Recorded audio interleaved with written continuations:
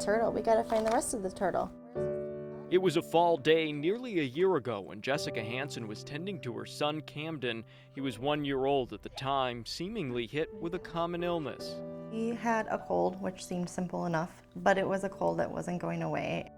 The normally energetic toddler was running a fever. Pediatricians initially thought it was a sinus infection, but the next morning, hours later, it became apparent something was terribly wrong. I go to set him down and he won't stand.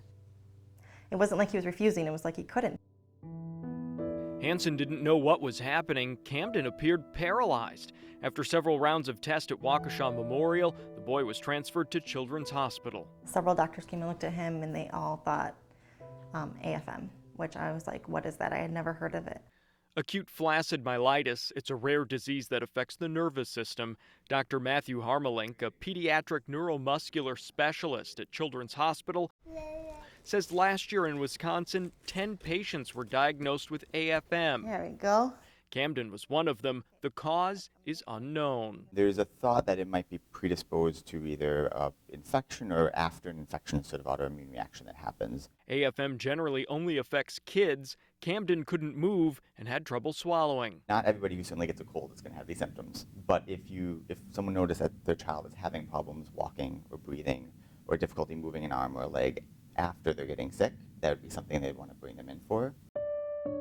Camden stayed at Children's for 12 days after he initially got sick. Hansen still didn't know what an AFM diagnosis meant. So he's hooked up to a feeding tube, to an IV, and frozen. And all he wanted was to be held. And literally I just, for hours and hours, laid with him, holding him, like for dear life, because I didn't know. I didn't know what was going to happen.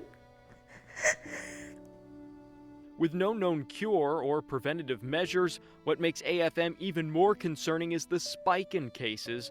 According to the CDC, AFM has come in waves every 2 years since 2014, typically between August and October.